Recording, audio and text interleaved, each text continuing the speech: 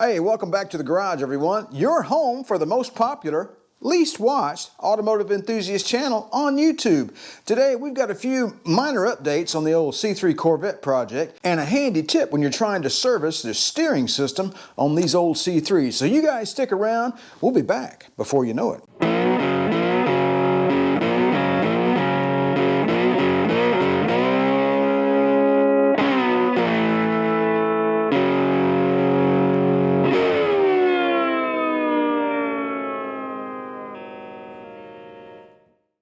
All right, so two schools of thought here. All I'm going to reuse out of this is the Pitman arm. This is a stock gearbox, steering gearbox. It goes away. This thing here goes away.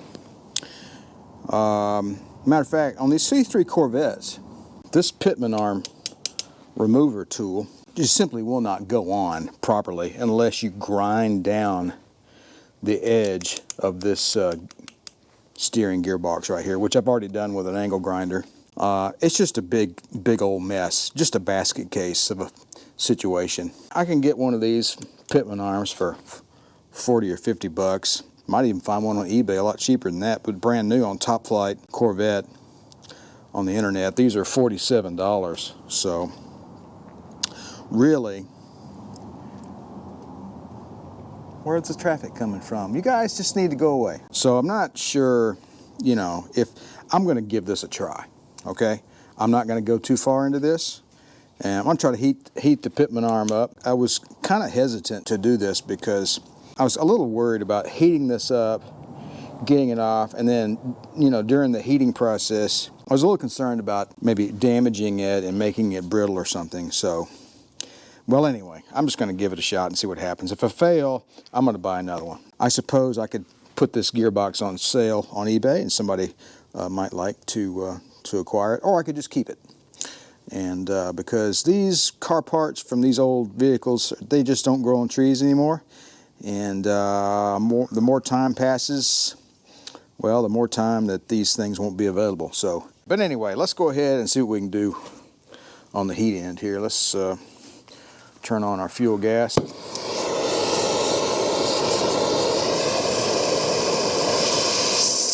Whoops-a-daisy. Now this torch right here is an antique I bought just because I thought it was cool. Actually, it has a much smaller tip than the one I have in the shop. The big, it's a monster. It's like, you know. So I was like, man, that thing's too big for a lot of stuff. So I thought I would like to have a smaller one, and that's what this is. And I think I just screwed that up. Let's try again.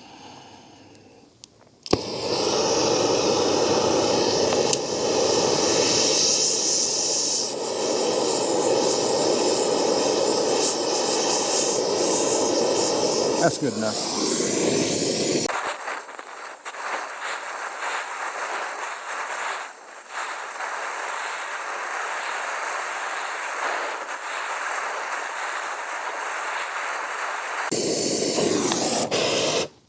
Let's just give that a try, see what happens. And again, that tip isn't very big, so let's see. And you just loosened it, see, dummy. All right, let's see. Is that too hot to handle? Nope. Okay. Well, at least we keep our heat isolated to the Pitman arm there.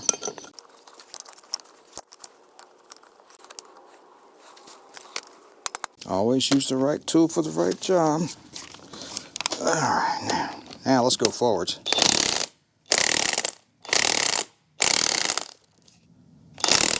Hey, look at that.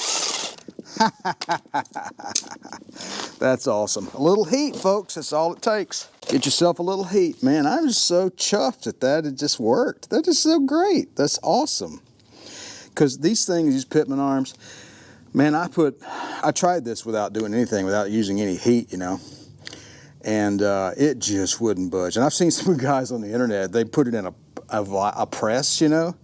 And then when it releases, it's just explosive. It's just very, very dramatic. That worked out really well. I'm gonna tell you what, the heat wrench, she's good to go. All right, let me go ahead and get this mess cleared out. Let me get this stuff into the shop, and let's get this other end off of here. All right, so I got a little bitty pickling fork here. Let's hope I can get this off without too much fanfare. There we go. All right, one Pitman arm from the old original setup saved. I am really, really happy about that. Let me go ahead and get this degreased. I'll get it on the wire wheel, and I'll be back in a minute. All right, I got the heavy scale grease over there with some mineral spirits. Let's go see if we can get this cleaned up a little further.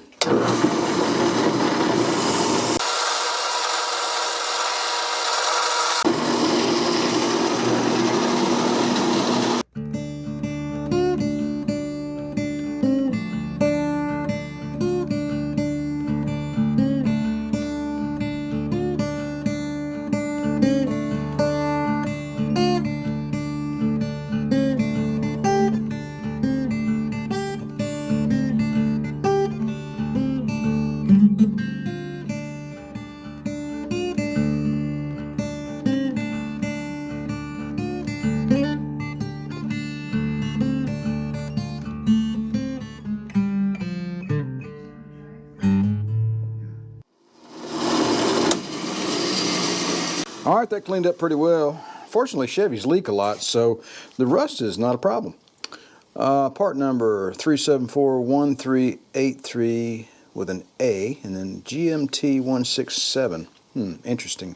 Oh, that's where the original lock washer cut into the metal a little bit, I think. We can deburr that. And I'll probably wire brush the inside of this spline's hole out a little bit. And go ahead and acetone it a little bit and get some black paint on there, and we'll be all done with that. I'm really glad we were able to save this part. The original steering gearbox, not so much, because, well, it's crap, but I'm going to keep this, and there's something else I don't have to buy. So, cool! All right, let me get this cleaned up and get some paint on it. All right, there we go. All done. Going to hang this up on the drying rack for a few days. Well, probably a few weeks until we get back to putting it back on the car. But for now, we're all done with that little project. Anyway, hit this with VHT Gloss Black, and that is rapidly becoming my go-to rattle can paint because the valves work fine and the paint lays down really nice. So I may just fire a duplicolor. All right, while we're waiting on the big pieces, it's little pieces to take care of. So this is the little heater valve there on coming off the heater core, and I tested it with a vacuum pump. This is the original one to the car at 78. I'm gonna clean it up and keep on using it. It says Type 25 Ranco. Interesting. Anyway, that's original 78. All right, I'm gonna get it on the wire wheel here and clean it up, see what we can do with it. All right, she cleaned up pretty well. There's still some corrosion on the tips there where the hoses go on, but I think I got it stopped before the, they're not rusted through or anything, so it'll be all right. And right there it says, I guess that's Colorado maybe, C-O-L-O, or maybe something in Oregon. I don't know, C-O-L period, O period, USA. But anyway, Type H25. There you go. All right, so I'm going to put a little paint on this thing and make it a little bit pretty before we put it back on the car. All right, I messed around with that a little bit, and I shot it with some of this aluminum, and then I shot it with some gold. I did it both real lightly. I was trying to get like that, trying to recreate this stock, that plating they put on there. Kind of a poor representation, but if you look down, like in the engine bay, and you see that sitting down in there, you'll be like, oh, that looks pretty good. So that'll work. And probably put some kind of a, I don't know, some kind of anti-corrosion maybe on that, on these fittings here where they, maybe a little grease or something to keep that from corroding any further. I don't think it will. It's painted, it's been wire wheeled, so I think it'll be all right. Plus the valve works fine. And if it breaks and leaks, I'll replace it. But for now, little things like that, originality, I'm kind of crazy that way. I definitely want to reuse my intake manifold just because, it says GM on it. I'm not crazy. Oh, you can get 10 more horsepower with the aftermarket intake. Well, I may end up using an aftermarket intake, but for right now, my plan is to use this guy right here. It just needs to be a little cleaned up a little bit. So, still want to try to retain that stock appearance as much as I can. I'm going to soup it up, but I'm going to maintain the stock appearance as much as I can, just because that's the way I want to roll. All right, so we got our properly sized 5/8 and 3/4 inch hoses back on the car. We got our little heater valve on back on the car, looking pretty nice. I do believe so. And then here's the little vacuum hose. That's original to 78. It's still in really good shape. I'm not going to remove it, and it'll connect right here to the heater valve. This guy here goes into the inside of the car, and that connects up to the the heat and AC controls inside the vehicle. So in the under hood area, I've got the cross member painted, and that's looking pretty good. Got the trans mount painted, and Deed rusted it a fair bit, and we got some paint on that, looking pretty sporty, I think. All of these emissions, fuel evaporation and PCV and all that kind of stuff, all of these hoses have been replaced, and they go back in here to the charcoal canister. Still need to remove this from the steering shaft. When I order the new steering system, I'll get a new flange there. Also, this hose goes to the fuel vapor return back to the tank. That hose was changed out as well. It was original to 78, so we couldn't have that. So still got some cleanup work to do on the frame here. I stripped it down a little bit there. So got a little more painting to do. Got to paint the mount here.